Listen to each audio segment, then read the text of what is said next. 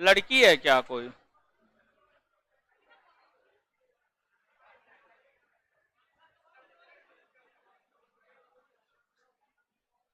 बैठ जाएगी।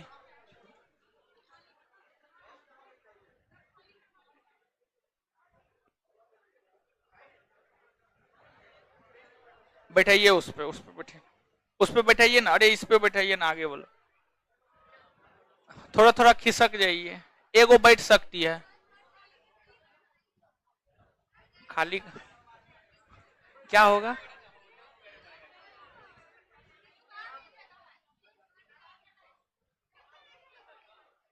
ना उस पे 7 गो है।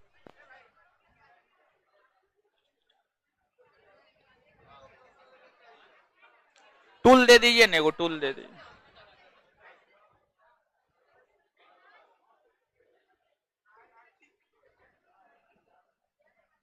अंकित क्या बैठेगा? आप नीचे में बैठिए, विद्यार्थी को बैठने दीजिए। दीजिए टूल दीजिए इसको। लाइव किए जी? है लाइव किए? मेरे में खुल का इन रहा है।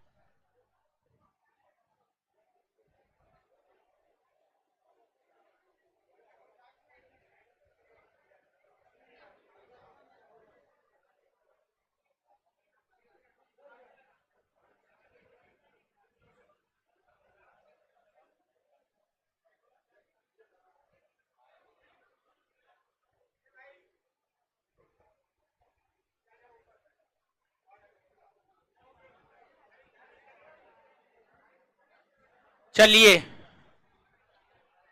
गुड इवनिंग आप सभी को, ऑनलाइन ऑफलाइन सभी लोगों को गुड इवनिंग।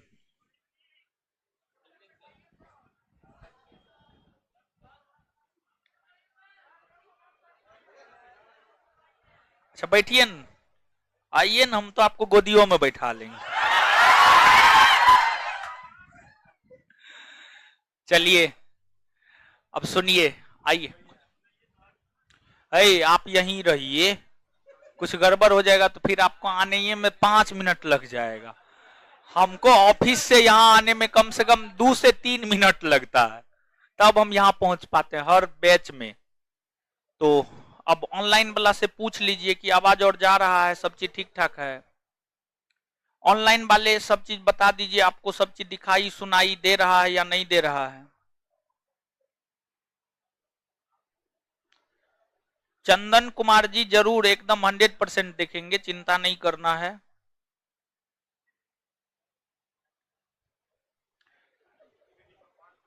चलिए तो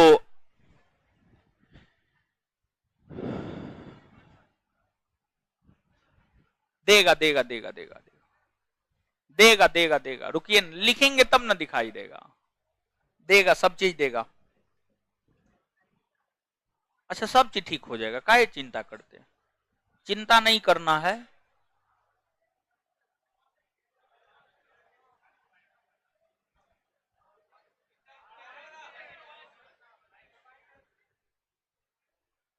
ब्लैक कर दे, ब्लैक ठीक है।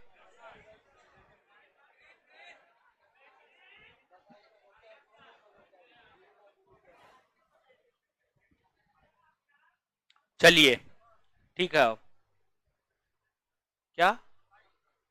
कौन सा लाइट? वो वाला लाइट चमक रहा है क्या? चमक रहा है? ओ ओ, अच्छा ठीक है। ये वाला लाइट का स्विच कहाँ है जी?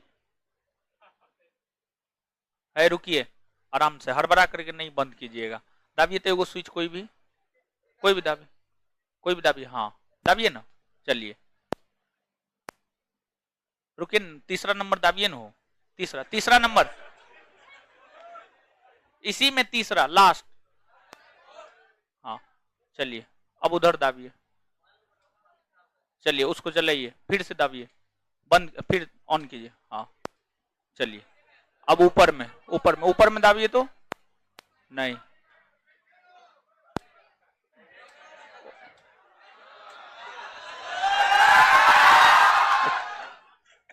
हे बताइए, बल्ब बल्ब बल्ब बंद हुआ तो इतना काहे हल्ला आप लोग?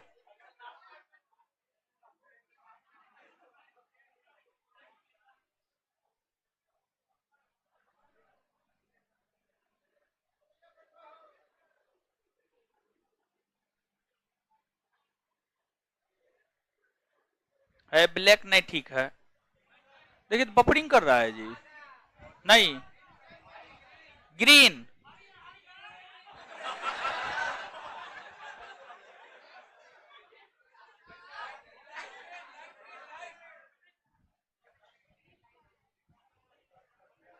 अब ठीक है, अब ठीक है ना। चलिए अब गौर कीजिएगा, देखिए आपको जो यह बैच है आगामी 68वीं बीपीएससी, आगामी बिहार दरोगा, इन सभी परीक्षाओं को ध्यान में रखते हुए यह बैच प्रारंभ किया गया है। और जैसा कि हमारे मुख्यमंत्री श्री नीतीश कुमार का स्टेटमेंट है, उनके स्टेटमेंट से ऐसा लगता है कि आगे आने वाले दिनों में, कुछ दिनों के भीतर पुलिस विभाग में वैकेंसी आने की पूरी संभावना है। हम आपको इस बैच में 2 सब्जेक्ट की शुरुआत किए हैं, एक इंडियन पॉलिटी तथा दूसरा बायोलॉजी। अभी आपको डेमो चल रहा है, लेकिन जो है आपको आज डेमो का 3रा क्लास है। 1 सप्ताह हम आपको डेमो देते हैं, यानी कल और परसों 2 दिन और आपको डेमो रहेगा। और उसके बाद फिर जो भी लोग एडमिशन लेंगे सिर्फ वही लोग क्लास कर पाएंगे। ऑनलाइन डेमो कुछ दिन तक और देंगे, लेकिन ऑफलाइन आप सभी लोग देख रहे हैं कितना ज्यादा भीड़ है, और आप ही लोगों का ये कहना है डेमो बंद कीजिए। तो मेरा बस चले तो हम तो हमेशा डेमो दे करके सब चीज पढ़ा दे, समझ गए। लेकिन मेरा भी बस नहीं ना चलता है, अभी उतना औकात नहीं है कि बस चला दे अपना, समझ गए। अभी स्कूटी चलाते हैं। चलिए तो आते हैं, समझते हैं, पढ़ते हैं। जो हम लोगों का मूल काम है पढ़ना और पढ़ाना, उस काम को हम लोग ईमानदारी पूर्वक करेंगे और इस तरीका से आपको पढ़ाया जाएगा। अगर आप पढ़ेंगे सप्ताह भर, यानी 5 क्लास अगर आप कर लेंगे तो 5 क्लास में आपको अनुमान लग जाएगा कि आप किस स्थिति में हैं, आपको पढ़ाई कैसा लग रहा है, नहीं लग रहा है। कम से कम 2 क्लास मेरा, 2 क्लास बिट्टू सर का कर लीजिएगा तो इतना में तो समझ में आ जाना चाहिए। तो इतना हमको लगता है डेमो सफिशिएंट है। ऐसे भी जो लोग यहाँ आए होंगे, आप ऐसे नहीं आए होंगे, आपको कोई ना कोई निश्चित तौर पे भेजा होगा। तो अगर कोई भेजा है तो वो गलत स्थान पे आपको नहीं भेजेगा, लेकिन फिर भी 1 सप्ताह डेमो देते हैं, देख करके आप खुद संतुष्ट हो जाइए। तो 2 क्लास और कष्ट करना पड़ेगा जो भी लोग क्लास कर रहे हैं, और 2 क्लास के बाद जो है आपको कष्ट नहीं होने देंगे, ऐसा प्रयास मेरा रहेगा। अब आगे क्या होगा ये तो इतिहास के गर्त में है, बताया नहीं जा सकता है। इंडियन पॉलिटी, मुख्य तौर पर इस सब्जेक्ट में हमको भारत के संविधान के विषय में पढ़ना होता है। भारत के संविधान के विषय में पढ़ना होता है। तो जो भारत का संविधान है वह भी एक प्रकार का ग्रंथ है, एक प्रकार का किताब है, समझिए, एक प्रकार का किताब है। तो भारत का संविधान जो एक प्रकार का किताब है, क्या कोई ऑथेंटिक बुक है, अच्छे राइटर का बुक आप लोगों के पास है? कोई क्या है? नहीं होगा। एम लक्ष्मीकांत है किसी के पास? है? अभी है?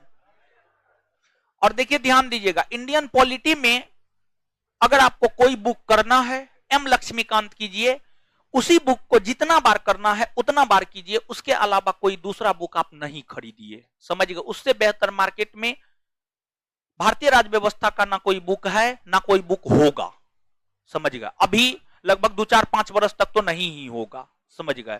तो ये चीज है। तो जब आप कोई भी अच्छे बुक को पढ़ेंगे ना, तो बुक को जब आप खोलेंगे तो सबसे पहले आपको प्रस्तावना मिलेगा। बुक में क्या मिलेगा? प्रस्तावना। प्रस्तावना के बाद आपको बुक में जो चैप्टर है, बुक का चैप्टर विषय सूची मिलेगा, विषय सूची मिलेगा। और विषय सूची के बाद चैप्टर की शुरुआत होती है। विषय सूची के बाद जो है चैप्टर की शुरुआत होती है। तो सबसे पहले प्रस्तावना है, प्रस्तावना के बाद विषय सूची है, विषय सूची के बाद चैप्टर 1 है, चैप्टर 2 है, चैप्टर 3 है, चैप्टर 4 है, चैप्टर 5 है। उसी प्रकार से जब आप भारत के संविधान, कॉन्स्टिट्यूशन ऑफ इंडिया, भारत के संविधान को लेते हैं तो उसमें जब आप खोलेंगे, पहला पेज पलटेंगे, तो उसमें सबसे पहले आपको प्रस्तावना मिलेगा। सबसे पहले क्या मिलेगा? प्रस्तावना। प्रस्तावना मिलेगा। प्रस्तावना के बाद आपको विषय सूची मिलेगा। विषय सूची के बाद आपको क्या मिलेगा? तो विषय सूची के बाद आपको अध्याय 1 मिलेगा, अध्याय 2 मिलेगा, अध्याय 3 मिलेगा, अध्याय 4 मिलेगा, अध्याय 5 मिलेगा। कुल मिलाकर के आपको अध्याय 1 से लेकर के अध्याय 22 तक मिलेगा। तो जो भारत के संविधान में प्रस्तावना से लेकर अध्याय 22 तक है, इन्हीं चीजों को इस विषय में हमें पढ़ना है। इन्हीं चीजों को इस विषय में हमें पढ़ना है। तो हर बैच में पॉलिटी की शुरुआत भारतीय संविधान की ऐतिहासिक पृष्ठभूमि नामक चैप्टर से करते हैं, लेकिन इस बैच में हम इस सब्जेक्ट की शुरुआत प्रस्तावना नामक चैप्टर से करने जा रहे हैं। तो आपको यह नहीं सोचना है कि भारतीय संविधान की पृष्ठभूमि हम आपको नहीं पढ़ाएंगे, संविधान सभा हम आपको नहीं पढ़ाएंगे। हम आपको हर चीज पढ़ाएंगे, लेकिन शुरुआत की अगर हम बात करें तो जो शुरुआत है हम प्रस्तावना से करेंगे। इस बैच में पॉलिटी पढ़ाने का अलग तरीका हम अपना रहे हैं। इस बैच में पॉलिटी पढ़ाने का अलग तरीका अपनाएंगे और काफी भास्ट में हम आपको जाएंगे, काफी भास्ट। जहां तक कंपटीशन आज तक पहुंचा है वहां तक तो पहले भी हम जाते थे, लेकिन कंपटीशन से भी 2 स्टेप आगे बढ़कर जाने का हम लोग प्रयास करेंगे। समझ गए? तो ये चीज है। तो पहले प्रस्तावना पढ़ लेते, प्रस्तावना के बाद विषय सूची। जब विषय सूची हम बताएंगे तो वहां पर हम आपको सिलेबस बताएंगे। तो अभी तक देखिए हम आपको सिलेबस नहीं बताए हैं। और पढ़ाने का जो पहला क्राइटेरिया होना चाहिए, आपको यह पता होना चाहिए कि आपको पढ़ना क्या क्या है। पढ़ना क्या क्या है इसके लिए आपको सिलेबस को जानना होगा। पढ़ना क्या क्या है इसके लिए आपको सिलेबस को जानना होगा। क्या अभी तक हम आपको सिलेबस बताए हैं? सिलेबस नहीं बताए हैं। सिलेबस है, सोना का चेन है, वो ओरिजिनल है। महाराज मुसल्लफपुर हाट में रहते, उसको बढ़िया से रखिए, समझे? कोई मार लेगा, समझे? चमक रहा है, सोना ही है, ओरिजिनल सोना है, नजरे आ रहा है ओरिजिनल सोना है, समझ रहे हैं? तो नए पहन के आइए, समझे? मुसल्लफपुर हाट है ही है बट शांति शांति शांति।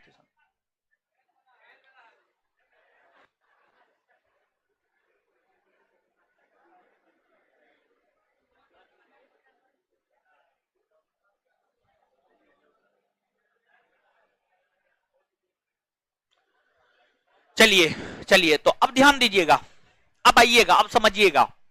तो पहले प्रस्तावना देख लेते हैं, फिर सिलेबस को देखेंगे और फिर जो है आगे हम लोग बढ़ेंगे। तो आज का जो चैप्टर है हम लोगों का प्रस्तावना है। और धीरे धीरे देखिए, जब पिछला क्लास हुआ था तो पिछला क्लास के दौरान कुछ चीज हम आपको पढ़ाई भी थे, और पढ़ाने के साथ साथ जो है थोड़ा बहुत बिहार दरोगा के विषय में बताए थे, थोड़ा बहुत बीपीएससी के विषय में बताएंगे। क्लास जैसे जैसे आगे बढ़ता जाएगा वैसे वैसे बीपीएससी का पूरा सिलेबस भी हम आपको बता देंगे, बिहार दरोगा का पूरा सिलेबस भी हम आपको बता देंगे। क्वेश्चन बैंक भी हम आपको खरीदने के लिए कहेंगे, आप क्वेश्चन बैंक खरीद लीजिएगा। देखिए एक चीज आप हमेशा ध्यान में रखिएगा, आप किसी से भी पढ़ रहे हैं, आप हमसे पढ़ रहे हैं या दुनिया में किसी भी लोग से पढ़ रहे हैं, आप किसी भी परीक्षा की तैयारी करते हैं तो उसका क्वेश्चन बैंक आप अपने पास में निश्चित तौर पे रखिए। क्वेश्चन बैंक अपने पास में रखिए। और अगर मान लीजिए आप हमसे इंडियन पॉलिटी पढ़ रहे हैं, आप बीपीएससी की तैयारी कर रहे हैं, तो बीपीएससी का क्वेश्चन बैंक लाइए और पॉलिटी में देखिए कि जो मास्टर पढ़ाया है वो सब क्वेश्चन की पूछा हुआ है या नहीं है, क्या हमको मास्टर उस लेवल का पढ़ा रहा है या नहीं पढ़ा रहा है। अगर मान लीजिए हम ईमानदारी पूर्वक आपको पढ़ा रहे होंगे तो आप हमसे लगातार पढ़ाई कंटिन्यू रखिएगा। लेकिन अगर मान लीजिए आपको लगेगा कि नहीं मास्टर ठग रहा है, हवाबाजी कर रहा है, कॉपी में कुछ देता नहीं है, सिर्फ बतियाता है, समझिएगा, अगर ऐसा अनुभव होगा तो आप हमको भी छोड़ दीजिएगा। ऐसा हम नहीं कहेंगे कि आप हमको पकड़े रहिएगा, एकदम नहीं। देखिए आप इस चीज को हमेशा ध्यान में रखिएगा कि आपके लिए सबसे ज्यादा महत्वपूर्ण अगर कोई चीज है तो वो आपका टाइम है। उससे ज्यादा महत्वपूर्ण आपके लिए कुछ भी नहीं है। पैसा चला गया आप कमा सकते हैं, लेकिन समय को अगर हम देखें, समय अगर आपका चला जाएगा तो आप उसको दोबारा रिटर्न नहीं कर सकते हैं। आज अगर 8 मार्च 2022 है तो फिर आपके जीवन में कभी 8 मार्च 2022 नहीं आएगा। आप कुछ भी कर लीजिए नहीं आएगा। लेकिन अगर मान लीजिए कि आप पैसा दे करके मान लीजिए कि हमारे पास पढ़ रहे हैं, आप मान लीजिए 4,000 रुपया दिए, 4,000 रुपया आप कमा सकते हैं, कोई दिक्कत नहीं है, समझ गए, लेकिन समय आप नहीं कमा सकते हैं। तो इस चीज को आप हमेशा ध्यान में रखिएगा। और तैयारी की रणनीति हम आपको बता रहे हैं। आपकी तैयारी की पहली रणनीति ये होना चाहिए कि आप जिस भी परीक्षा की तैयारी करते हो उसका सिलेबस आपके होठ पे होना चाहिए, उसका क्वेश्चन बैंक आपके रूम में होना चाहिए, क्वेश्चन बैंक आपके रूम में होना चाहिए। बीपीएससी की तैयारी कर रहे हैं, बीपीएससी का क्वेश्चन बैंक, यूपीएससी की तैयारी कर रहे हैं, यूपीएससी का क्वेश्चन बैंक, रेलवे की तैयारी कर रहे हैं, रेलवे का क्वेश्चन बैंक, एसएससी की तैयारी कर रहे हैं, एसएससी का क्वेश्चन बैंक, जिस भी परीक्षा की आप तैयारी कर रहे हैं उसका क्वेश्चन बैंक आपके रूम में होना अति आवश्यक है। अगर आपके रूम में उस परीक्षा का क्वेश्चन बैंक नहीं है, मतलब आप तैयारी नहीं कर रहे हैं, आप फांकीबाजी कर रहे हैं, आप सिर्फ ख्याली दुनिया में जी रहे हैं कि हम ये बनने जा रहे हैं, आप कभी नहीं बन सकते हैं अगर आप इन शर्तों पे खरा नहीं उतरते हैं तो। अब आते हैं हम लोग सीधे तौर पर अपने चैप्टर की शुरुआत करते हैं। जो हमारा चैप्टर है वह है आपको प्रस्तावना। प्रस्तावना, प्रस्तावना का इंग्लिश होता है प्रियम्बल। प्रियम्बल 1 से 2 क्लास लगेगा प्रस्तावना को समाप्त होने में। अगर 2-2 घंटा करके क्लास होगा तो 1 से 2 क्लास लगेगा, ठीक है। प्रियम्बल यानी प्रस्तावना। देखिए गौर कीजिएगा, प्रस्तावना अभी नहीं लिखिएगा, लिखाएंगे, चिंता नहीं करना, चीजों को समझना है। देखिए, एक तो सबसे पहली बात हम आपको यह बता दें कि जो भारत का संविधान है, भारत का संविधान है, उसे संविधान सभा ने बनाया है। संविधान सभा ने कॉन्स्टिट्यूशनल बॉडी ने बनाया है। संविधान सभा का इंग्लिश कॉन्स्टिट्यूशनल बॉडी ने बनाया है। जो संविधान सभा है, संविधान सभा का गठन 9 दिसंबर 1946 को हुआ, यानी संविधान सभा की जो स्थापना हुई है वह आपको 9 दिसंबर 1946 को संविधान सभा की स्थापना हुई। इस संविधान सभा ने ही भारत के लिए संविधान का निर्माण किया है और उसी संविधान का अंग है प्रस्तावना।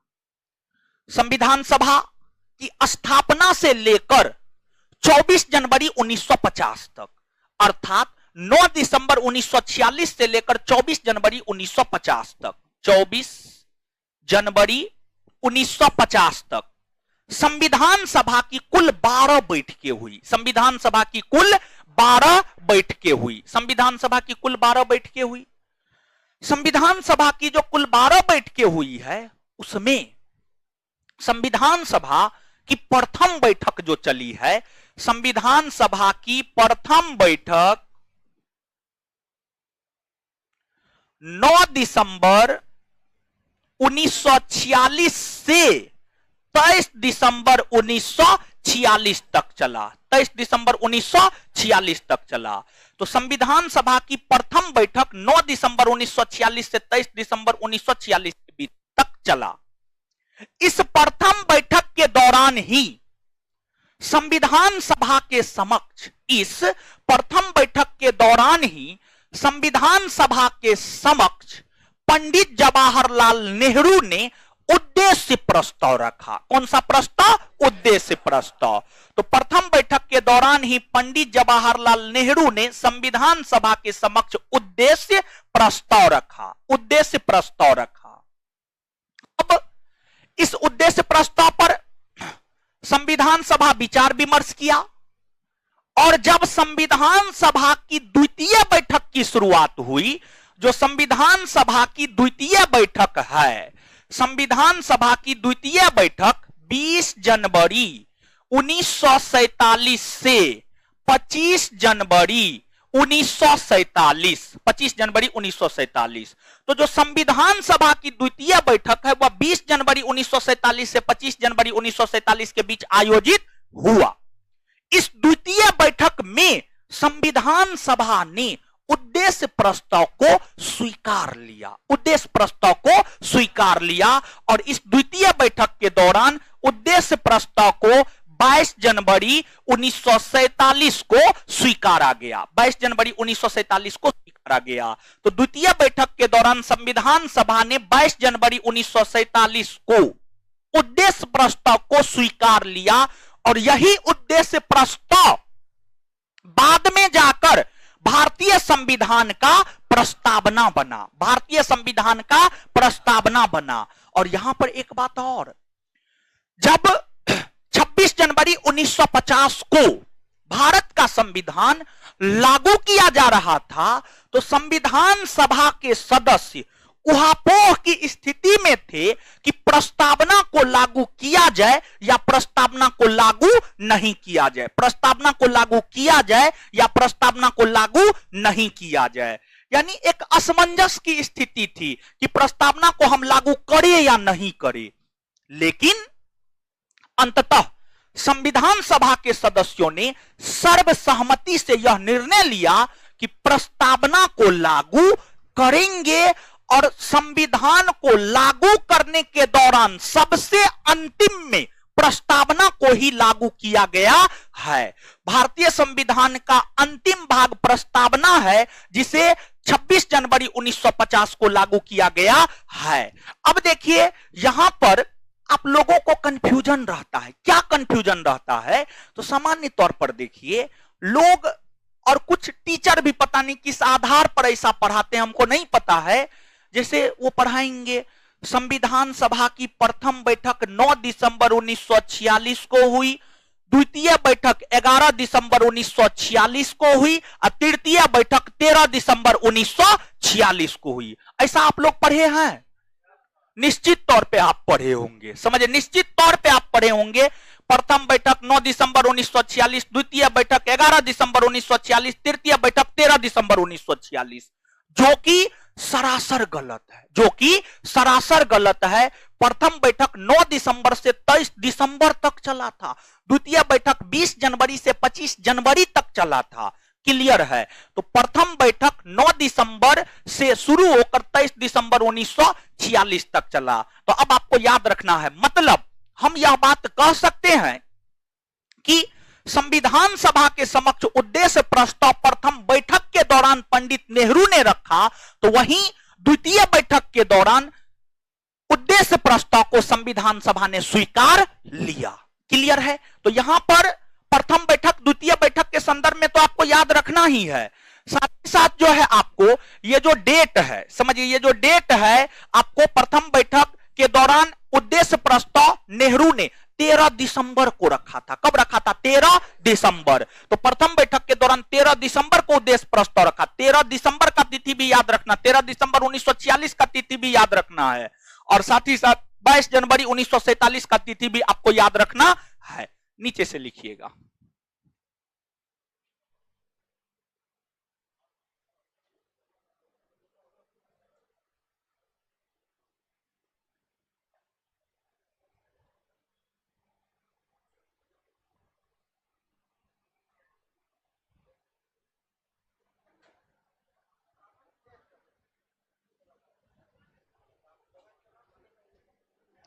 चलिए लिखिएगा, तो लिखिएगा, हेडिंग मार लीजिए, प्रस्तावना प्रियम्बल, प्रस्तावना प्रियम्बल।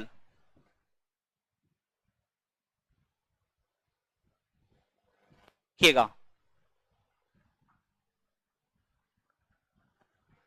लिखिएगा, संविधान सभा के प्रथम बैठक के दौरान, संविधान सभा के प्रथम बैठक के दौरान,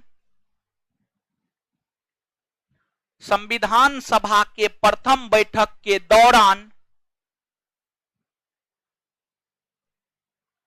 पंडित जवाहरलाल नेहरू ने,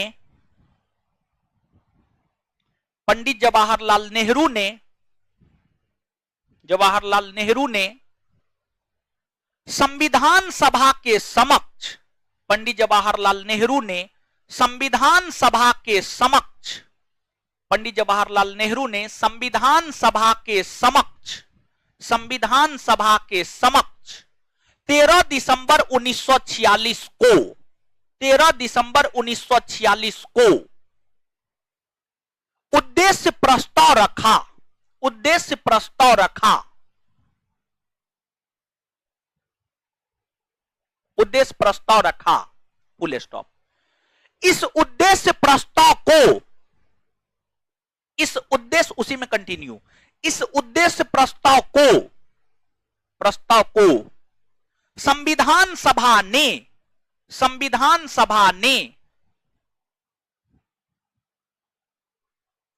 अपनी द्वितीय बैठक के दौरान, संविधान सभा ने अपनी द्वितीय बैठक के दौरान, संविधान सभा ने अपनी द्वितीय बैठक के दौरान, अपनी द्वितीय बैठक के दौरान 22 जनवरी 1947 को, अपनी द्वितीय बैठक के दौरान 22 जनवरी 1947 को, 22 जनवरी 1947 को स्वीकार किया, स्वीकार किया, स्वीकार किया, 22 जनवरी 1947 को स्वीकार किया, किया, फुल स्टॉप।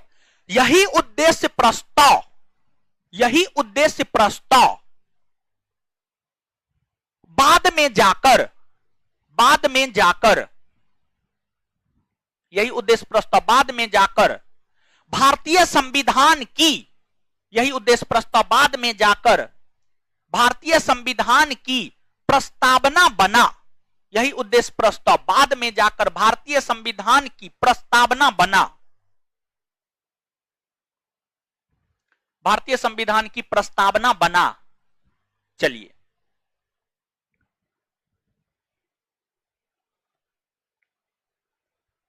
चलिए अब हम लोग आते हैं।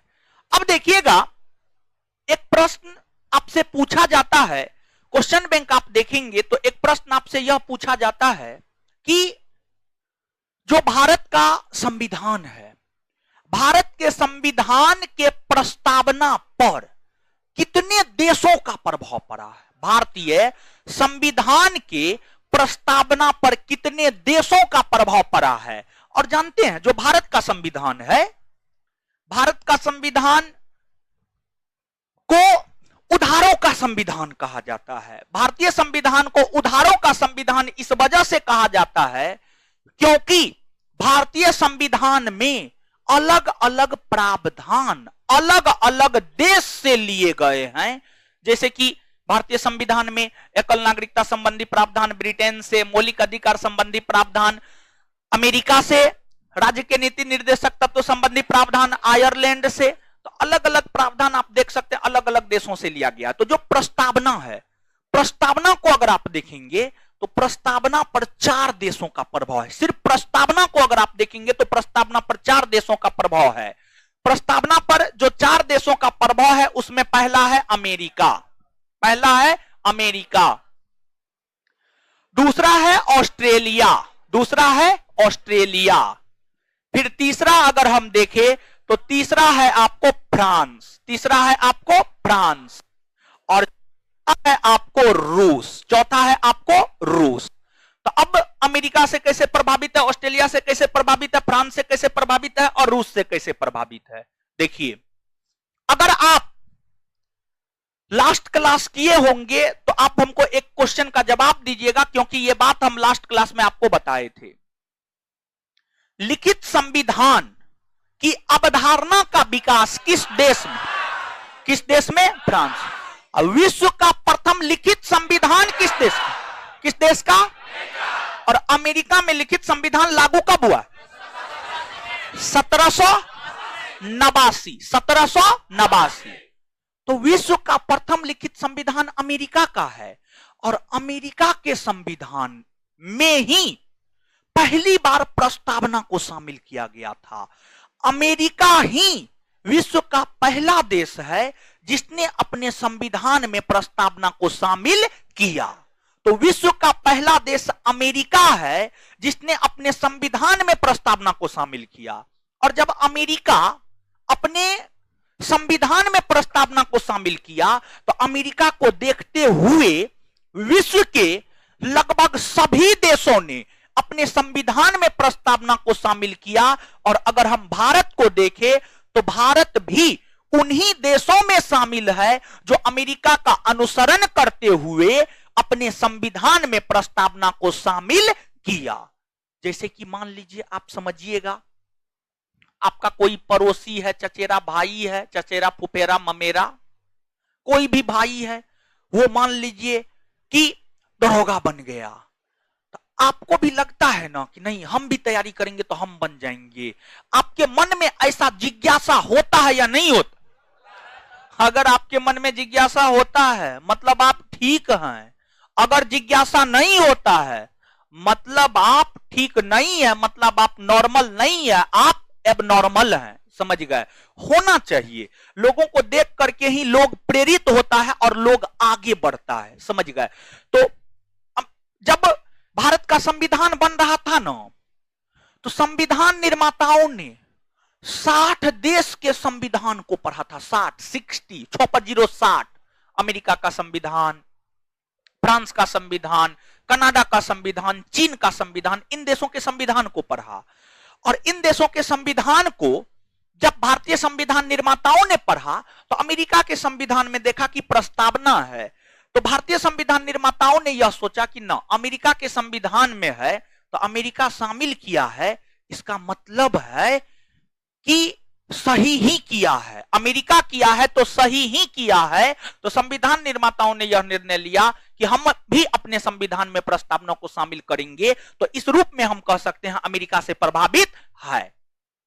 इसके बाद प्रस्तावना को जब आप पढ़ेंगे तो प्रस्तावना की जो भाषा है, प्रस्तावना को जब आप पढ़ेंगे तो प्रस्तावना कहता है हम भारत के लोग भारत को एक संप्रभुत्व संपन्न समाजवादी पंथ निरपेक्ष लोकतंत्रात्मक गणराज्य बनाने के लिए तथा उसके समस्त नागरिकों में सामाजिक राजनीतिक आर्थिक न्याय कोमा विचार अभिव्यक्ति धर्म विश्वास उपासना की स्वतंत्रता कोमा प्रतिष्ठा और अवसर की समता और एकता और अखंडता तथा बंधुत्व बनाए रखने के लिए, इस प्रकार से प्रस्तावना की भाषा है। तो जो हमारे संविधान की प्रस्तावना की भाषा है, प्रस्तावना की भाषा ऑस्ट्रेलिया से लिए गए हैं। लगभग इसी प्रकार की भाषा ऑस्ट्रेलिया के संविधान की प्रस्तावना में है। तो भाषा के संदर्भ में अगर हम देखें तो प्रस्तावना की भाषा ऑस्ट्रेलिया से प्रभावित है। किससे प्रभावित है? ऑस्ट्रेलिया से। ऑस्ट्रेलिया से। अभी देखिएगा, अभी आप गौर कीजिएगा, जब हम प्रस्तावना पढ़ रहे थे तो हम भारत के लोग भारत को संप्रभुत्व संपन्न समाजवादी पंथ निरपेक्ष लोकतंत्रात्मक गणराज्य बनाने के लिए तथा उसके समस्त नागरिकों में सामाजिक राजनीतिक आर्थिक न्याय, तो 3 प्रकार के न्याय की बात हम कर रहे हैं, सामाजिक आर्थिक राजनीतिक न्याय। तो ये जो न्याय है, न्याय शब्द की चर्चा पहली बार रूसी क्रांति में हुई थी। रूस के भीतर क्रांति 1917 में हुआ था। रूस के भीतर क्रांति 1917 में हुआ था और रूसी क्रांति में पहली बार राजनीतिक सामाजिक और आर्थिक न्याय की बात की गई थी। और रूसी क्रांति से ही प्रभावित होकर के संविधान निर्माताओं ने भारतीय संविधान के प्रस्तावना में इन शब्दों को जोड़ने का काम किया। यानी ये शब्द रूसी क्रांति से उठाकर लिया गया है, यानी जो प्रस्तावना है वह रूस से भी प्रभावित है। जब आगे पढ़ेंगे तो आगे आपको मिलेगा विचार अभिव्यक्ति धर्म विश्वास उपासना की स्वतंत्रता, स्वतंत्रता, फिर प्रतिष्ठा और अवसर की समानता, फिर आपको बंधुत्व मिलेगा। तो संविधान की प्रस्तावना में स्वतंत्रता समानता और बंधुत्व शब्द मिलेगा। और संविधान की प्रस्तावना में जो स्वतंत्रता समानता बंधुत्व शब्द लिए गए हैं, ये आपको लिए गए हैं फ्रांस से।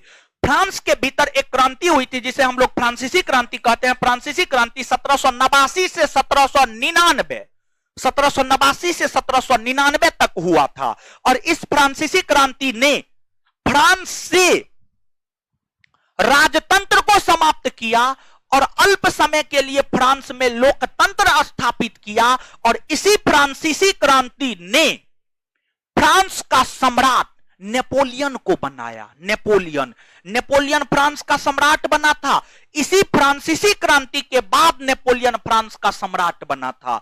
तो फ्रांसीसी क्रांति के दौरान ही पहली बार स्वतंत्रता समानता और बंधुत्व शब्द का प्रयोग किया गया था। और उसी क्रांति से प्रभावित होकर जो है स्वतंत्रता समानता बंधुत्व संबंधी प्रावधान भारतीय संविधान के प्रस्तावना में शामिल किए गए हैं। तो इस प्रकार हम कह सकते हैं कि फ्रांस से भी भारतीय संविधान की प्रस्तावना प्रभावित है।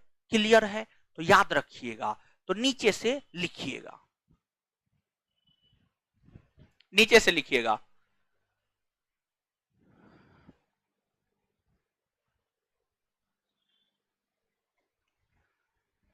फ्रेंच, फ्रांस, कोई दिक्कत नहीं है। लिखिएगा, भारतीय संविधान की प्रस्तावना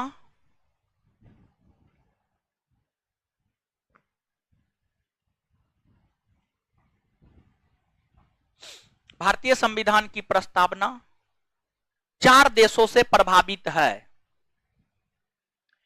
भारतीय संविधान की प्रस्तावना 4 देशों से प्रभावित है, जो निम्न है। 4 देशों से प्रभावित है, जो निम्न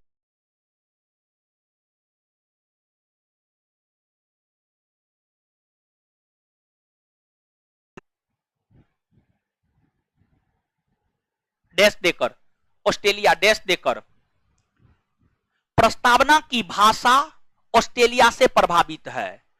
प्रस्तावना की भाषा ऑस्ट्रेलिया से प्रभावित है। प्रस्तावना की भाषा ऑस्ट्रेलिया से प्रभावित है।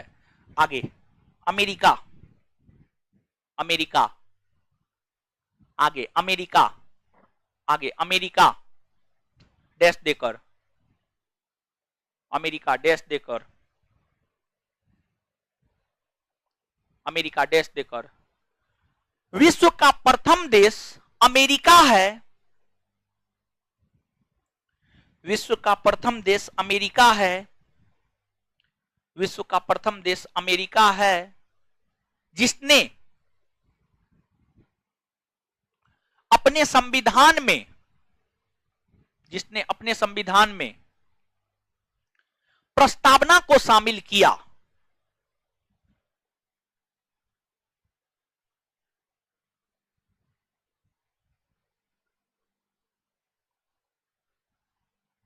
अपने संविधान में प्रस्तावना को शामिल किया। भारत, उसी में भारत अमेरिका का अनुसरण करते हुए ही, भारत अमेरिका का अनुसरण करते हुए ही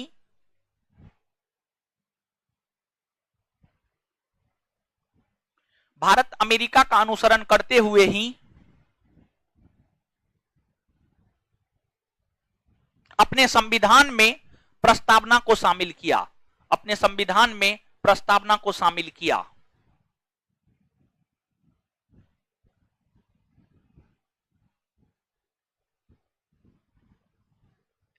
प्रस्तावना को शामिल किया। अब देखिएगा, एक चीज यहां पर सुनिएगा। एक बात आपसे पूछा जाता है, क्या जानते हैं? संविधान की प्रस्तावना में कितने बंधुत्व की चर्चा है, कितनी समानता की चर्चा है, कितने न्याय की चर्चा है, कितनी स्वतंत्रता की चर्चा है। तो संविधान की प्रस्तावना को जब आप पढ़ेंगे, संविधान की प्रस्तावना को जब आप पढ़ेंगे, तो प्रस्तावना में एक बंधुत्व स्थापित करने की बात की गई है। एक बंधुत्व, बंधुत्व का मतलब भाईचारा होता है। 2 प्रकार की समानता स्थापित करने की बात की गई है, और जो 2 प्रकार की समानता स्थापित करने की बात की गई है, वह प्रतिष्ठा, अवसर की समानता, प्रतिष्ठा और अवसर की समानता, प्रतिष्ठा और अवसर की समानता। फिर 3 प्रकार के न्याय की बात की गई है। जो 3 प्रकार के न्याय की बात की गई है, वो 3 है: सामाजिक न्याय, सामाजिक न्याय, राजनीतिक न्याय, राजनीतिक न्याय और आर्थिक न्याय। सामाजिक न्याय, राजनीतिक न्याय और आर्थिक न्याय। समझिएगा, आर्थिक न्याय हो गया। इसके बाद आपको संविधान की प्रस्तावना में 5 प्रकार के स्वतंत्रता की चर्चा की गई है। कितने प्रकार के? 5 प्रकार के स्वतंत्रता की चर्चा की गई है। और जो 5 प्रकार के स्वतंत्रता की चर्चा की गई है, वह है आपको विचार, अभिव्यक्ति, विश्वास, धर्म और उपासना। धर्म और उपासना, धर्म और उपासना, ये 5 प्रकार के स्वतंत्रता की चर्चा की गई है। तो इसको आप याद रखिएगा। आपसे आपके परीक्षा में यह चीज पूछा जाता है कि प्रस्तावना में कितने बंधुत्व, कितने समानता, कितनी न्याय और कितनी प्रकार की स्वतंत्रता की चर्चा की गई है। तो प्रस्तावना में 1 बंधुत्व, 2 समानता, 3 न्याय और 5 स्वतंत्रता। 2 समानता, प्रतिष्ठा और अवसर की समानता, न्याय, सामाजिक, राजनीतिक, आर्थिक न्याय, स्वतंत्रता, विचार, अभिव्यक्ति, विश्वास, धर्म और उपासना। तो नीचे से लिखिएगा अब फ्रांस, फ्रांस,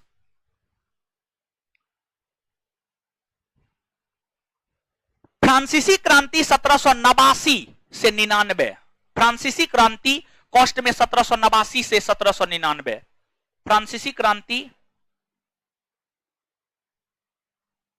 फ्रांसीसी क्रांति कॉस्ट में 1789 से 1799। फ्रांसीसी क्रांति कॉस्ट में 1789 से 1799। फ्रांसीसी क्रांति कॉस्ट बंद। फ्रांसीसी क्रांति के दौरान पहली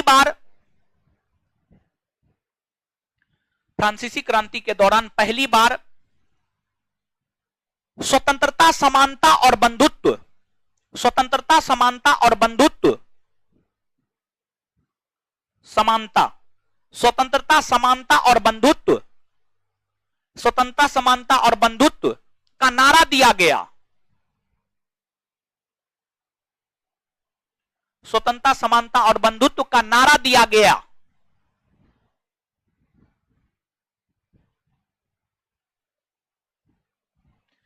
इसी क्रांति से प्रभावित होकर, उसी में कंटिन्यू नारा दिया गया। इसी क्रांति से प्रभावित होकर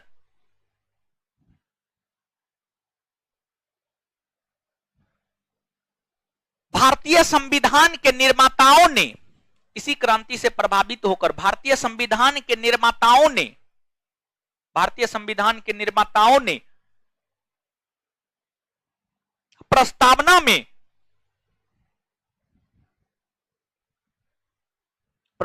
में स्वतंत्रता, समानता, बंधुत्व शब्द को जोड़ा।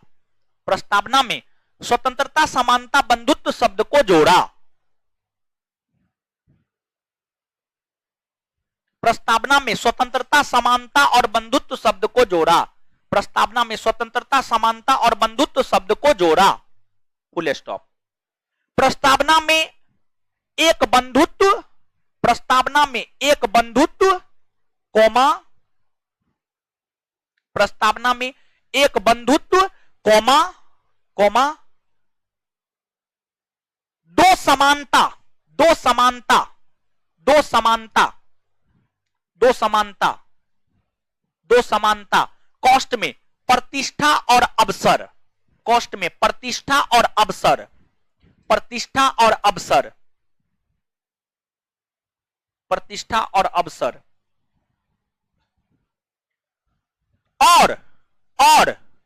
और पांच स्वतंत्रता, पांच स्वतंत्रता, पांच स्वतंत्रता, पांच स्वतंत्रता, कॉस्ट में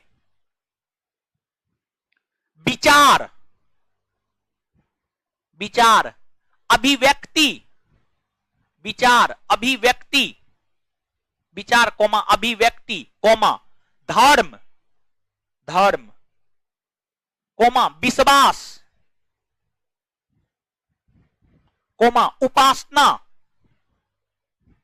विचार, अभिव्यक्ति, धर्म, विश्वास, उपासना, उपासना, कॉस्ट बंद की चर्चा, कॉस्ट बंद के बाद की चर्चा, की चर्चा प्रस्तावना में की गई है, की चर्चा प्रस्तावना में की गई है, की चर्चा प्रस्तावना में की गई है। आगे हेडिंग मारिएगा रूस, आगे हेडिंग मारिएगा रूस, क्या तो रूस में लिखाएंगे, ठीक है, रूस, आगे हेडिंग मारिएगा रूस, रूस डैश देकर। रूसी क्रांति 1917 ईस्वी में, रूसी क्रांति 1917 ईस्वी में, रूसी क्रांति 1917 ईस्वी में हुई है, रूसी क्रांति 1917 ईस्वी में हुई है। इस क्रांति के दौरान ही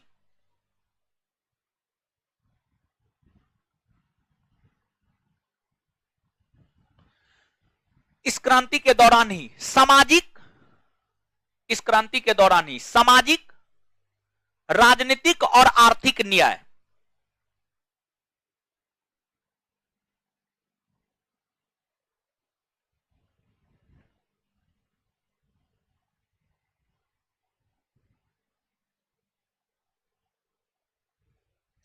इस क्रांति के दौरान ही सामाजिक, राजनीतिक, आर्थिक न्याय का नारा दिया गया था,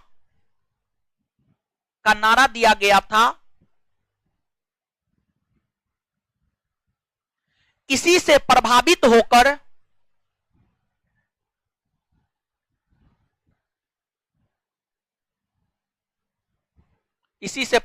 होकर प्रस्तावना में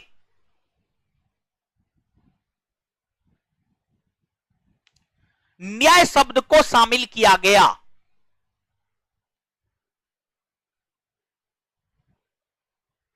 न्याय शब्द को शामिल किया गया। प्रस्तावना में 3 प्रकार के न्याय की चर्चा है, उसी में कंटिन्यू। प्रस्तावना में 3 प्रकार के न्याय की चर्चा है। प्रस्तावना में 3 प्रकार के न्याय की चर्चा है, जो निम्न है। 1 नंबर में सामाजिक न्याय, 2 नंबर में राजनीतिक न्याय। 1 नंबर में सामाजिक न्याय, 2 नंबर में राजनीतिक न्याय, 3 नंबर में आर्थिक न्याय। सामाजिक न्याय, राजनीतिक न्याय, आर्थिक न्याय। सामाजिक न्याय, राजनीतिक न्याय, आर्थिक न्याय। चलिए, यहां तक क्लियर है? आगे बढ़ जाए ना। अब देखिएगा, अब एक बात है, प्रस्तावना को लेकर हमेशा विवाद रहा है। कभी कहा जाता है कि प्रस्तावना संविधान का अंग है, और कभी कहा जाता है कि प्रस्तावना संविधान का अंग नहीं है। तो प्रस्तावना को संविधान का अंग बताया जाता है कभी, और कभी नहीं बताया जाता है। तो किस जजमेंट में सुप्रीम कोर्ट ने यह कहा है कि प्रस्तावना संविधान का अंग है, किस जजमेंट में सुप्रीम कोर्ट ने यह कहा है कि प्रस्तावना संविधान का अंग नहीं है? ये तमाम प्रकार की बातें हैं जो कि हमें याद रखने हैं। लेकिन पहले इन बातों को ही जान लेते हैं, फिर आगे जानेंगे। तो अब देखिएगा कि एक सुप्रीम कोर्ट में मामला पहुंचा था बेरुवारी का। बेरुवारी जानते हैं? बेरुवारी बंगाल में स्थित एगो भूमि का टुकड़ा था जो पाकिस्तान को देना था। इसी को लेकर के मामला सुप्रीम कोर्ट में गया। मामला सुप्रीम कोर्ट में जब गया तो उसको लेकर के तो चर्चा हुआ ही, साथ ही साथ संविधान के प्रस्तावना को लेकर भी उस मामले में चर्चा हुए। और बेरुवारीवाद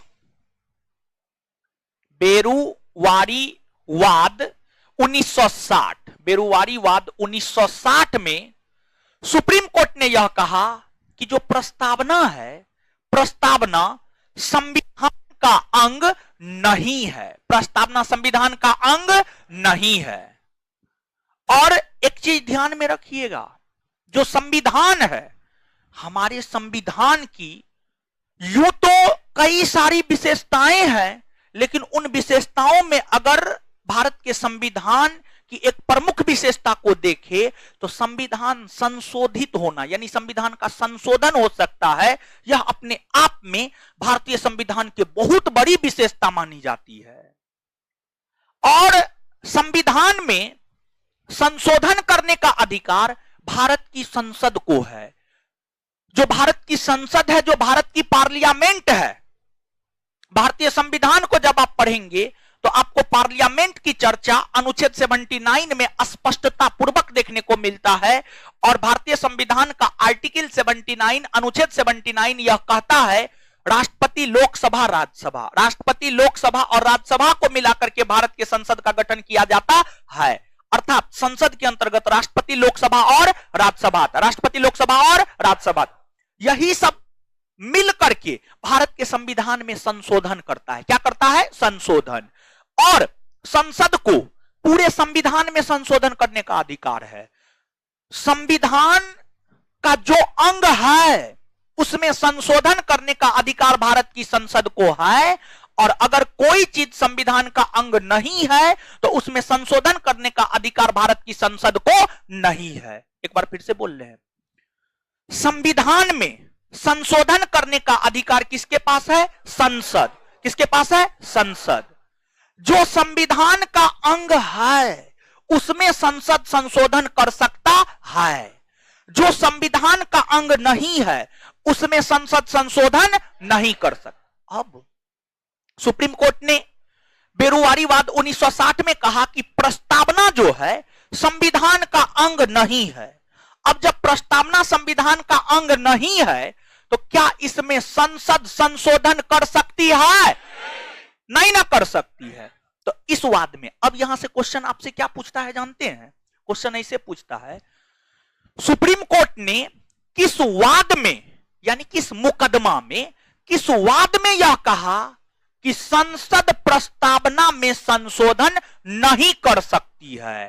तो बेरुवारीवाद 1960, बेरुवारीवाद 1960। अब इसके बाद एक मुकदमा सुप्रीम कोर्ट में गया, गोलकनाथ बनाम पंजाब राज्यवाद। गोलकनाथ बनाम पंजाब राज्यवाद। जो गोलकनाथ बनाम पंजाब राज्यवाद है इसको लेकर के सुप्रीम कोर्ट अपना निर्णय 1967 में दिया। 1967 ईस्वी में सुप्रीम कोर्ट ने अपने इस निर्णय में प्रस्तावना को लेकर टिप्पणी करते हुए यह कहा कि जो प्रस्तावना है वह संविधान की आत्मा है, संविधान की आत्मा है। देखिए अगर आप है क्या हुआ, है क्या हुआ, क्या हुआ, बेहोश हो गया है? कहां हो? है बैठिए, आप लोग बैठिए ना, ऐसे मजाक कर रहे हैं क्या सही में?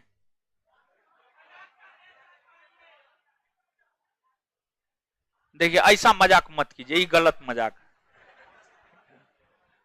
मजाक कीजिए ससुराल को लेकर, साली को लेकर, सरोज को लेकर, बीमार पड़ने को लेकर मजाक मत कीजिए, गलत बात है ये। चलिए चलिए देखिए, ध्यान दीजिएगा, सुनिएगा, है सुनिएगा। देखिए जानते हैं अलग अलग राजनीतिक विश्लेषक अलग अलग चीजों को संविधान की आत्मा कहा है। जैसे कि अगर आप ग्रेनविल ऑस्टिन को पढ़ते हैं, ग्रेनविल ऑस्टिन विद्वान थे, उन्होंने राज्य के नीति निर्देशक तत्व को संविधान की आत्मा कहा। फिर अगर आप डॉक्टर अंबेडकर को पढ़ते हैं तो डॉक्टर अंबेडकर साहब ने, बी.आर. अंबेडकर, भीमराव अंबेडकर ने भारतीय संविधान के अनुच्छेद 32 को संविधान की आत्मा कहा। अनुच्छेद 32 को संविधान की आत्मा कहा। वही अगर हम भारत के सुप्रीम कोर्ट के निर्णय को पढ़ते हैं, भारत के सुप्रीम कोर्ट को पढ़ते हैं, तो जो भारत का सुप्रीम कोर्ट है, भारत के सुप्रीम कोर्ट ने अपने गोलकनाथ बनाम पंजाब राज्यवाद 1967 में निर्णय देते हुए प्रस्तावना को संविधान की आत्मा कहा। प्रस्तावना को संविधान की आत्मा कहा। अगर आपसे विद्वान का नाम देकर के पूछे कि इस विद्वान के अनुसार संविधान की आत्मा क्या है, तो विद्वान के संदर्भ में मारना है। लेकिन अगर आपसे सीधा सीधा पूछे कि भारतीय संविधान की आत्मा किसे कहा जाता है, यानी किसी विद्वान का नाम नहीं दे, सीधा सीधा पूछे कि भारतीय संविधान का आत्मा किसे कहा जाता है, तो आंसर प्रस्तावना होगा। क्या होगा? प्रस्तावना। क्या होगा? प्रस्तावना। तो इस चीज को आप याद रखिएगा, समझ गए। और सुप्रीम कोर्ट ने गोलकनाथ बनाम पंजाब राज्यवाद में प्रस्तावना को भारतीय संविधान का आत्मा कहा। और आत्मा ही नहीं कहा, बल्कि सुप्रीम कोर्ट ने यह भी कहा कि यह अपरिवर्तनीय है, मतलब इसमें परिवर्तन नहीं किया जा सकता है, इसमें परिवर्तन नहीं किया जा सकता है। अपरिवर्तनीय के साथ साथ प्रस्तावना को सुप्रीम कोर्ट ने अपने इस वाद में शाश्वत भी कहा। शाश्वत यानी जो हमेशा बना रहेगा, यह कभी भी समाप्त नहीं किया जा सकता। प्रस्तावना को कभी भी समाप्त नहीं किया जा सकता है, जो हमेशा बना रहेगा, शाश्वत है, अमर है। एक प्रकार से कर लीजिए ना, अमर है। अमर का मतलब समझते हैं, यानी जो हमेशा के लिए है, अमर है, वैसे ही शाश्वत है। समझ गए, ये चीज है। अब इसके बाद एक वाद है एक वाद है केशवानंद भारतीवाद। केशवानंद भारतीवाद, जब आप केशवानंद भारती बनाम केरल राज्यवाद को पढ़ेंगे तो इसको लेकर कोर्ट का निर्णय, इसको लेकर के सुप्रीम कोर्ट का निर्णय 1973 में आया है। और 1973 ईस्वी में जो सुप्रीम कोर्ट का निर्णय आया है, सुप्रीम कोर्ट ने अपने द्वारा दिए गए पुराने सभी निर्णयों को पलटते हुए, जानते हैं सुप्रीम कोर्ट को यह अधिकार है कि वो अपने पुराने निर्णय को पलट सकता है। यानी आज अगर सुप्रीम कोर्ट कह रहा है कि निजता का अधिकार मौलिक अधिकार है, तो कल सुप्रीम कोर्ट कह सकता है कि निजता का अधिकार मौलिक अधिकार नहीं है। आज अगर सुप्रीम कोर्ट ने अयोध्या में राम मंदिर बनाने की घोषणा की है, बनाने का आदेश दिया है, तो कल के डेट में सुप्रीम कोर्ट पलट भी सकता है। यानी कह सकता है सुप्रीम कोर्ट की नहीं, अयोध्या में राम मंदिर का निर्माण नहीं भी किया जा सकता। मतलब सुप्रीम कोर्ट जो निर्णय सुनाया है ना, उस निर्णय को सुप्रीम कोर्ट को पलटने का अधिकार है। तो जो सुप्रीम कोर्ट 1960 में यह कहा कि प्रस्तावना संविधान का अंग नहीं है, वही सुप्रीम कोर्ट 1973 में कह रहा है केशवानंद भारतीवाद में कि प्रस्तावना संविधान का अंग है। तो केशवानंद भारतीवाद 1973 में सुप्रीम कोर्ट ने यह कहा कि प्रस्तावना संविधान का अंग है। जब प्रस्तावना संविधान का अंग है तो संसद उसमें संशोधन कर सकती है या नहीं कर सकती, ये बात आप कर सकती है ना वो? हाँ, ये चीज है। जब यह स्पष्ट हो गया कि प्रस्तावना संविधान का अंग है और संसद इसमें संशोधन कर सकती है, संसद ने अपने इस अधिकार का प्रयोग करते हुए भारतीय संविधान की प्रस्तावना में एक बार संशोधन किया है। आज तक भारतीय संविधान की प्रस्तावना में सिर्फ एक बार संशोधन हुआ है, और जो सिर्फ एक बार संशोधन हुआ है वह आपको 42वां संविधान संशोधन 1976, 42वां संविधान संशोधन 1976 के तहत हुआ है। और इस संविधान संशोधन के तहत प्रस्तावना में 3 नए शब्द जोड़े गए: समाजवाद, पंथ निरपेक्ष और अखंडता।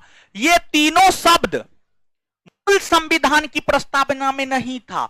देखिए, जो हमारा संविधान है वह 26 जनवरी 1950 को लागू हुआ है। 26 जनवरी 1950 को जो हमारा संविधान लागू हुआ था, जिसमें प्रस्तावना भी लागू हुआ था, उसमें ये 3 गो शब्द नहीं था। ये 3 गो शब्द जुड़ा है 42वां संविधान संशोधन 1976, 42वां संविधान संशोधन 1976। और एगो बात और, यहां पर थोड़ा सा आज के डेट में जो कंपटीशन है वो सीधा सीधा क्वेश्चन नहीं पूछता है, थोड़ा थोड़ा घुमा घुमा करके पूछता है। तो ये जो 42वां संविधान संशोधन हुआ है, 42वां संविधान संशोधन इंदिरा गांधी सरकार के द्वारा किया गया। मतलब उस समय इंदिरा गांधी प्रधानमंत्री हुआ करती थी, इंदिरा गांधी सरकार के द्वारा किया गया, इंदिरा गांधी सरकार के द्वारा। और इंदिरा गांधी सरकार ने 42वां संविधान संशोधन सरदार स्वर्ण सिंह कमेटी के अनुशंसा पर किया। सरदार स्वर्ण सिंह कमेटी ने कई सारी सिफारिशें की थी। सरदार स्वर्ण सिंह कमेटी ने जो सिफारिशें की थी, उन सिफारिशों को लागू करने के लिए ही इंदिरा गांधी की सरकार के द्वारा 42वां संविधान संशोधन 1976 ईस्वी में किए गए, जिसके तहत प्रस्तावना में 3 नए शब्द समाजवाद, पंथ निरपेक्ष और अखंडता जोड़ा गया। क्या हम यह बात कह सकते हैं कि सरदार स्वर्ण सिंह कमेटी के अनुशंसा पर समाजवाद, पंथ निरपेक्ष और अखंडता शब्द जोड़ा गया? यह बात हम कह सकते हैं या नहीं कह? हाँ या ना? एकदम कह सकते हैं। सरदार स्वर्ण सिंह कमेटी के अनुशंसा पर ही 42वां संविधान संशोधन हुआ। इसी के तहत जो है समाजवाद, पंथ निरपेक्ष, अखंडता शब्द जोड़ा गया। तो निश्चित तौर पर यह बात हम कह सकते हैं। समझ गए? तो यही घुमा करके ऐसे प्रश्न पूछा जा सकता है कि किस कमेटी के सिफारिश पर प्रस्तावना में समाजवाद, पंथ निरपेक्ष, अखंडता शब्द जोड़ा गया? तो उत्तर क्या होगा? क्या होगा? सरदार स्वर्ण सिंह कमेटी। तो यहां तक पहले लिखिए।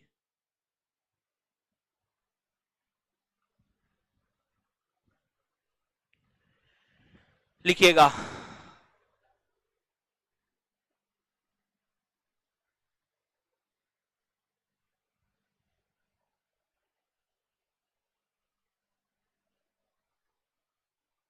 अरे बायोलॉजी का पीडीएफ जो है ना, एक चैप्टर का मान लीजिए 2-3 दिन डेमो चलता है, एक चैप्टर का जो है पीडीएफ अनलॉक कर दीजिए, ठीक है, एक चैप्टर का पीडीएफ अनलॉक कर दीजिए, ठीक है।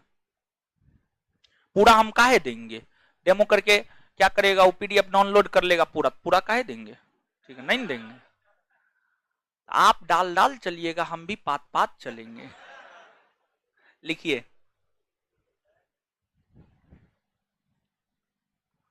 बहुत मेहनत लगता है नोट बनाने में, एगो चैप्टर बना के देखिए ना, समझ गए, दिन रात बैठते हैं तब जाकर के एगो चैप्टर बनता है। मेरा तो आज तक नोटे नहीं बना है, हम तो ऐसे ही पढ़ा रहे हैं, बिट्टू सर का नोट है। लिखिए, बस अब जो प्रॉमिस किए हैं उसके बाद ही ना, ठीक है। अब बस 2 दिन और, आज तीसरा दिन हो गया ना, 2 दिन और, 1 सप्ताह रहता है, 1 सप्ताह रहने दे। लिखिएगा,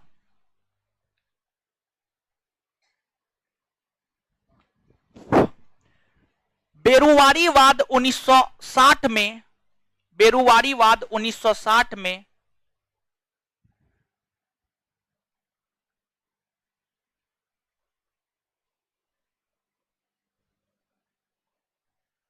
बेरुवारीवाद 1960 में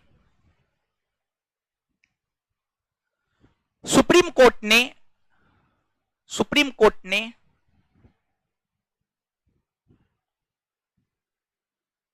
सुप्रीम कोर्ट ने यह कहा कि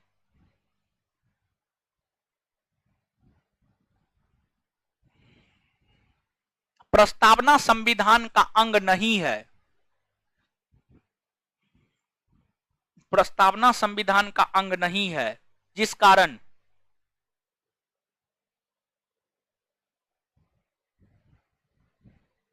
संसद इसमें संशोधन नहीं कर सकती है, जिस कारण संसद इसमें संशोधन नहीं कर सकती है, जिस कारण संसद इसमें संशोधन नहीं कर सकती है।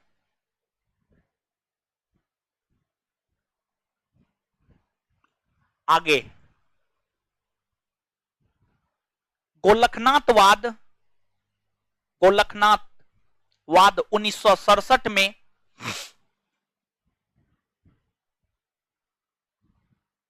गोलखनाथवाद 1967 में सुप्रीम कोर्ट, नेक्स्ट पॉइंट, गोलखनाथवाद 1967 में सुप्रीम कोर्ट ने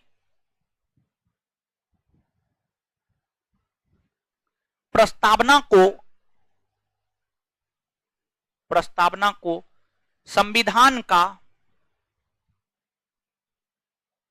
आत्मा बताया, संविधान का आत्मा बताया, और कहा कि प्रस्तावना अपरिवर्तनीय और शाश्वत है, प्रस्तावना अपरिवर्तनीय और शाश्वत है, प्रस्तावना अपरिवर्तनीय और शाश्वत है, प्रस्तावना अपरिवर्तनीय और शाश्वत है, प्रस्तावना अपरिवर्तनीय और शाश्वत है। आगे, नेक्स्ट पॉइंट, केशवानंद भारतीवाद 1973 में, केशवानंद भारतीवाद 1973 में सुप्रीम कोर्ट ने यह कहा कि प्रस्तावना संविधान का अंग है तथा संसद इसमें संशोधन कर सकती है, तथा संसद इसमें संशोधन कर सकती है।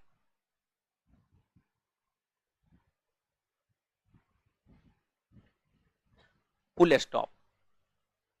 संसद ने अपने इस अधिकार का प्रयोग करते हुए संसद ने अपने इस अधिकार का प्रयोग करते हुए संसद ने अपने इस अधिकार का प्रयोग करते हुए संसद ने अपने इस अधिकार का प्रयोग करते हुए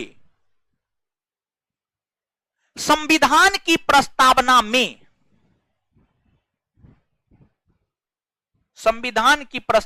में एक बार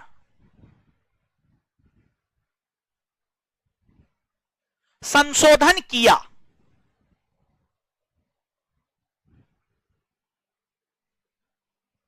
फुल स्टॉप। नीचे से नेक्स्ट पॉइंट। एक बार संशोधन किया। Next point. 42वां संविधान संशोधन 1976 के तहत 42वां संविधान संशोधन 1976 के तहत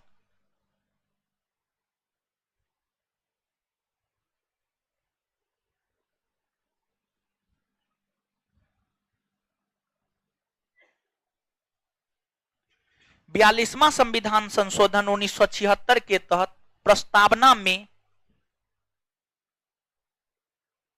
संशोधन करते हुए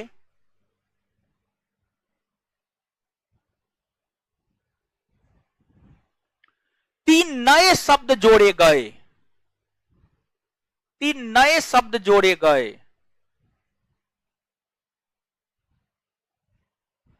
जो निम्न है।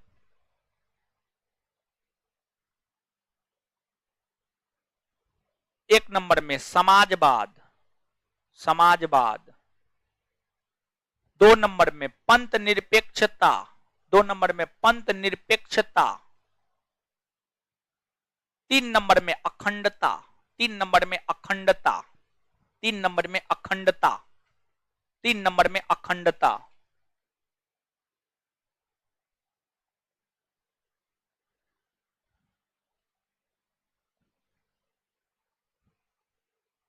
चलिए, तो ये चीज है। अब आइए एक बार आज जितना पढ़े हैं एक बार उसको याद करते हैं, तब आगे बढ़ेंगे।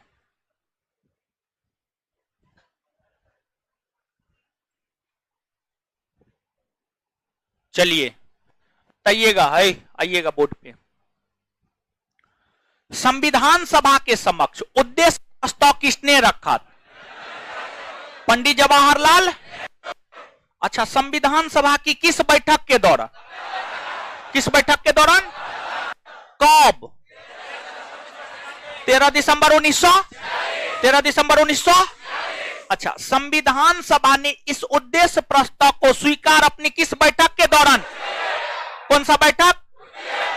और द्वितीय बैठक के दौरान कब किया? 22 जनवरी 1900। यही उद्देश्य प्रस्ताव बाद में जाकर भारतीय संविधान का क्या बना? भारतीय संविधान की प्रस्तावना पर कितने देशों का पर्व? कितने देश? पहला, दूसरा, तीसरा, चौथा। चलिए, विश्व का पहला देश जिसने अपने संविधान में प्रस्तावना को कौन है? भारतीय संविधान की प्रस्तावना की भाषा किस देश से प्रभावित? किस देश से? फ्रांसीसी क्रांति कब से कब तक? 1789 से। अच्छा, रूसी क्रांति कब? स्वतंत्रता, समानता, बंधुत्व का नारा पहली बार किस क्रांति में? और स्वतंत्रता, समानता, बंधुत्व सब प्रस्तावना में किस देश से लिया गया? और सामाजिक, राजनीतिक, आर्थिक न्याय शब्द का प्रयोग किस क्रांति में पहली बार? किस क्रांति में? रूसी क्रांति। और ये जो शब्द लिए गए हैं किस देश से? रूस से। किस देश से?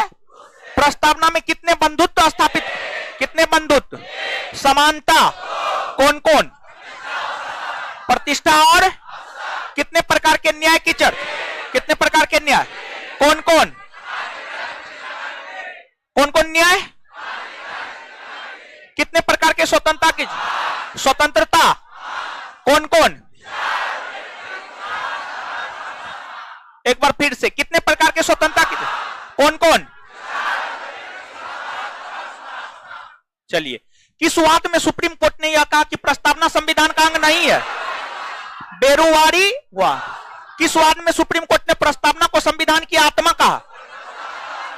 गोलखनाथ वाद। किस वाद में सुप्रीम कोर्ट ने यह कहा प्रस्तावना संविधान का अंग है? केशवानंद भारती वाद 1973। प्रस्तावना में आज तक संशोधन हुआ है? हुआ है कितनी बार? क्या संविधान संशोधन? 42वां संविधान संशोधन 1900। प्रधानमंत्री कौन हुआ करती थी? कौन हुआ करती थी? कितने नए शब्द जोड़े गए? कितने नए शब्द? पहला, दूसरा, तीसरा, तीसरा। यहां तक बात क्लियर? यहां तक याद हो गया?